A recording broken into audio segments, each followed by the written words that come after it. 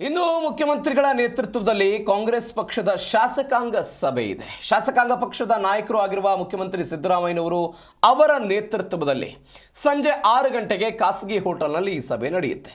ಸದನದಲ್ಲಿ ಪ್ರತಿಪಕ್ಷಗಳ ವಿರುದ್ಧ ಹೇಗೆ ಹೋರಾಟ ಮಾಡಬೇಕು, ಹೇಗೆ ಉತ್ತರಗಳನ್ನು ಕೊಡಬೇಕು ಅನ್ನೋದ್ರ ಬಗ್ಗೆ ಚರ್ಚೆ ಆಗುತ್ತೆ. ನರೇಗಾ ಸಂಬಂಧ ಪರಿಣಾಮಕಾರಿಯಾಗಿ ತಿರುಗೇಟು ಕೊಡೋದಕ್ಕೆ ಸೂಚನೆಯನ್ನು ಕೊಡಲಾಗುತ್ತೆ.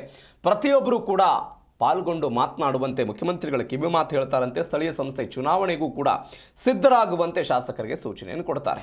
ಜಿಬಿಎ ಆಗಿರ್ಬೋದು, ಜಿಲ್ಲಾ ಪಂಚಾಯತ್, ತಾಲೂಕ್ ಪಂಚಾಯತ್ ಮತ್ತು ಗ್ರಾಮ ಪಂಚಾಯತಿ ಚುನಾವಣೆಗಳಲ್ಲಿ ಹೆಚ್ಚು ಸ್ಥಾನಗಳನ್ನು ಗೆಲ್ಲುವ ಕುರಿತಂತೂ ಆ ರಣತಂತ್ರವನ್ನು ರೂಪಿಸ್ತಾರಂತೆ. ಈ ಸಂದರ್ಭದಲ್ಲಿ ಇವತ್ತು ಸಂಜೆ 6 ಗಂಟೆಗೆ ಮುಖ್ಯಮಂತ್ರಿ ಸಿದ್ದರಾಮಯ್ಯನವರ ನೇತೃತ್ವದಲ್ಲಿ ನಡೆಯುವಂತಹ ಸಭೆ ಇದು.